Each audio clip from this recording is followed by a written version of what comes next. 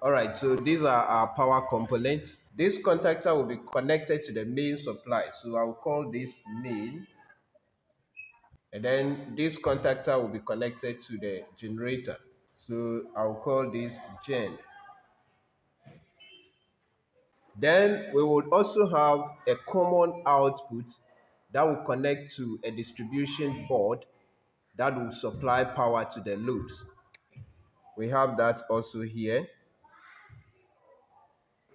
and I will call that load. Then because it is a 3-phase 4-wire system, we would also have a neutral connection here. So neutral block. Alright, so the contactor I use in the wiring is a 3-pole contactor. It means that there are 3 inputs and then 3 outputs. But then, on that same contactor, there are 5 pairs of contacts. And so I will show all those 5 pairs of contacts on this contactor block, and then I will explain how each of those contacts are going to be connected in the wiring. So first we have the first pair of contacts, then the second pair of contacts, the third one, and then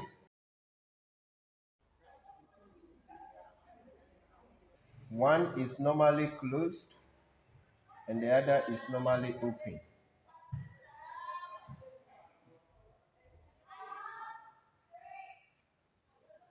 This is L1, L2, L3, and then this is T1, T2, and then T3.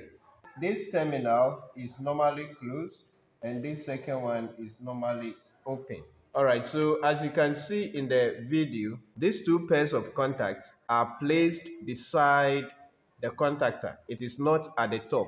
So you can only see L1, L2, L3 with output T1, T2, T3 on the contactor.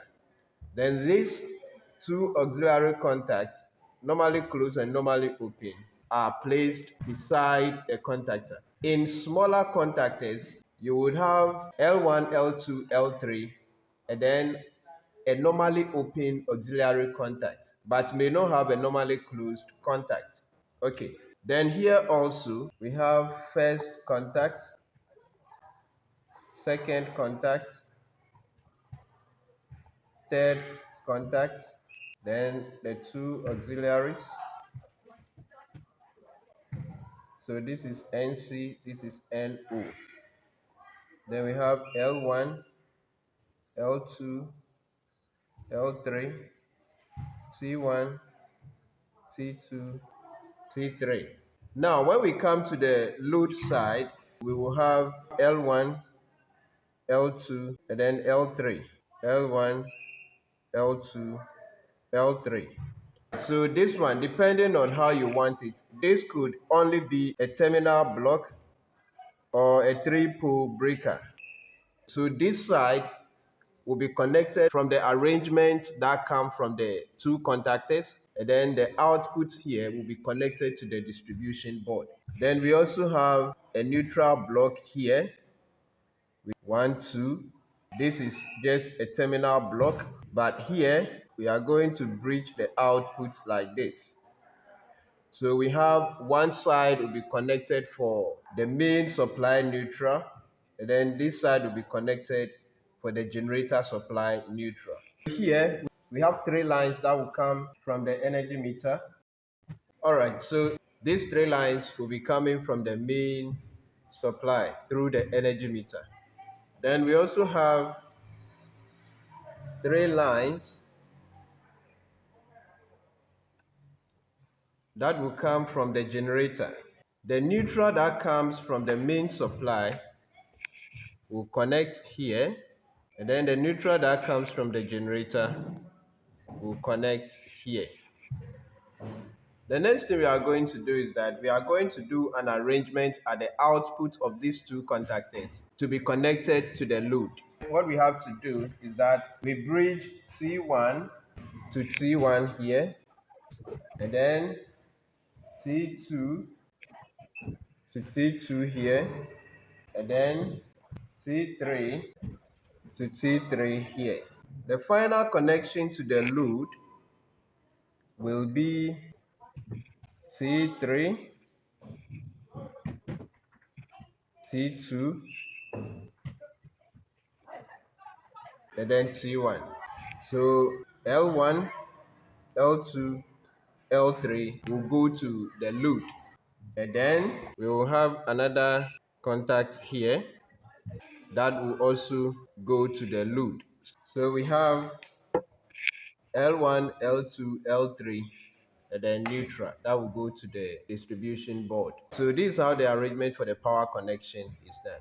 When we come to the control side, in my wiring, I use 4 breakers for the main supply control system, and I will explain all that. So here I had 1, 2, 3, 4. 1, 2, 3, 4.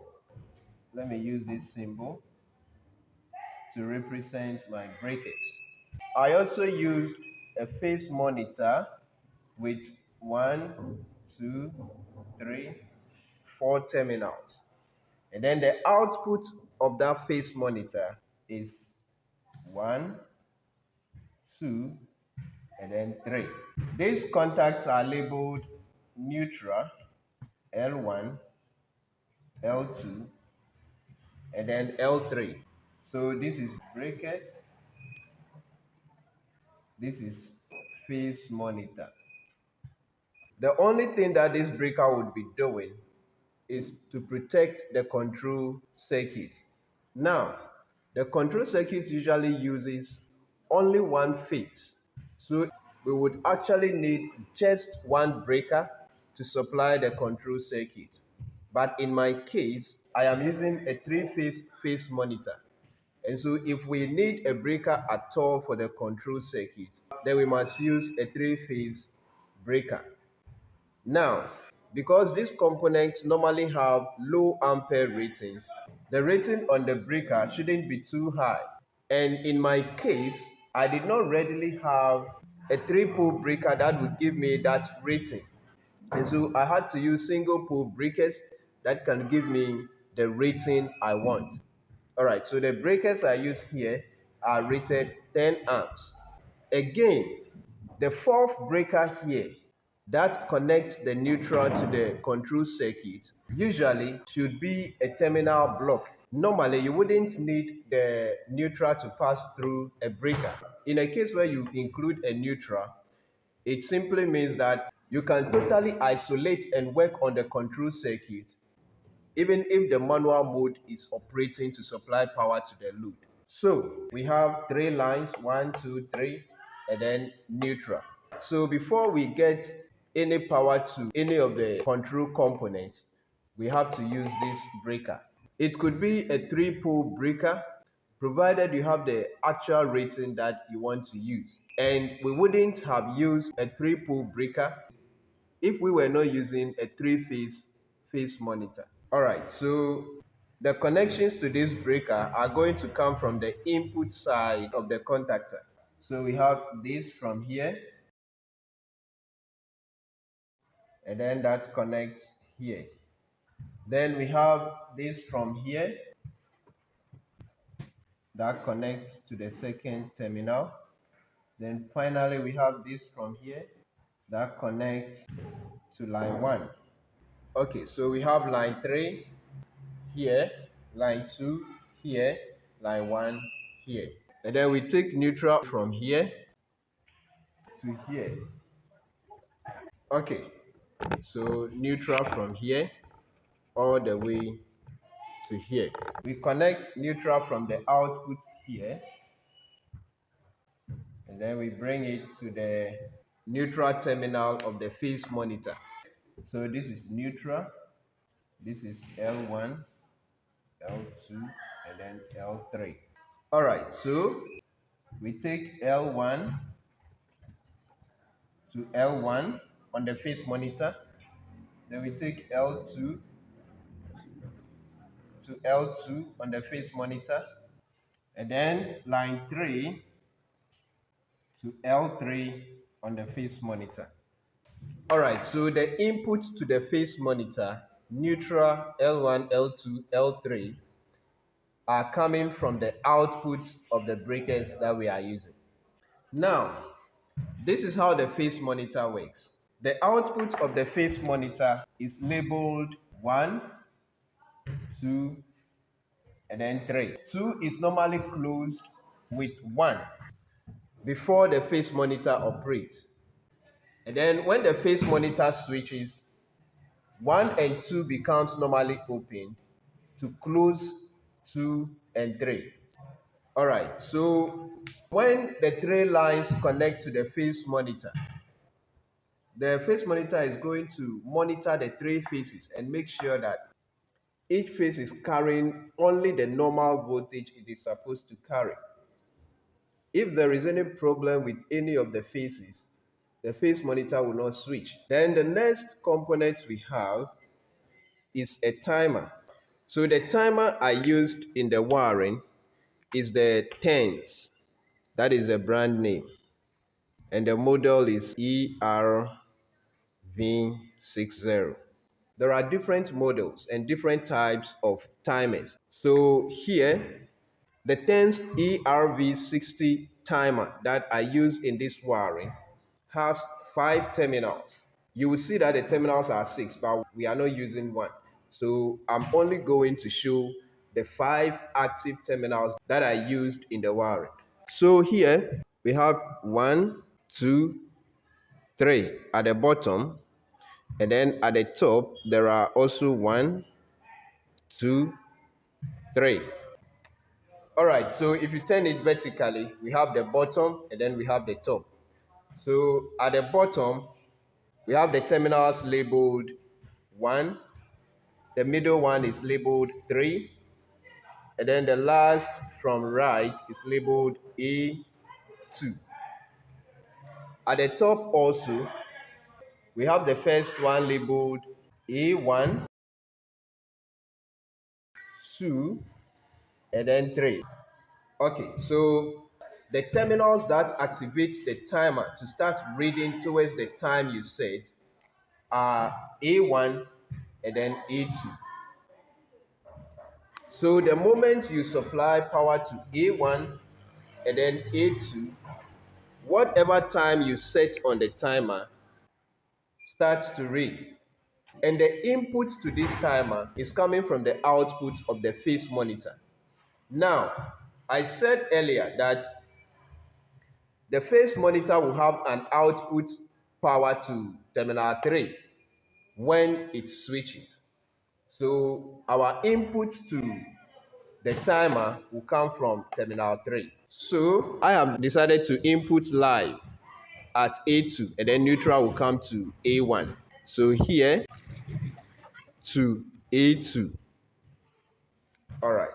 As for the neutral connection, we can connect that one later. All right, so this is normally open, this is normally closed. But how does this power come to A2 to start the timer? It means that there must be supply at this common point here. And that supply is going to be taken from the output of one of the phases. So we can decide to use any of the phases at all. But here, for clarity, let's use line 1. So we take line 1 and then input it to terminal 2 on the phase monitor. Then when we come to the timer also operates just like this. So the terminals are 3. 1, 2, 3. I said earlier that the working principle may be different depending on the timer you are using. But for this particular one, terminal 2 is the common, and then terminal 2 is normally closed to terminal 1, and then normally open to terminal 3. When this supply signal comes to A2, neutral is connected to A1, the timer counts, and then when the time is up, the connection changes from 1 to 3. So again, when that is done, we will have an output supply from here.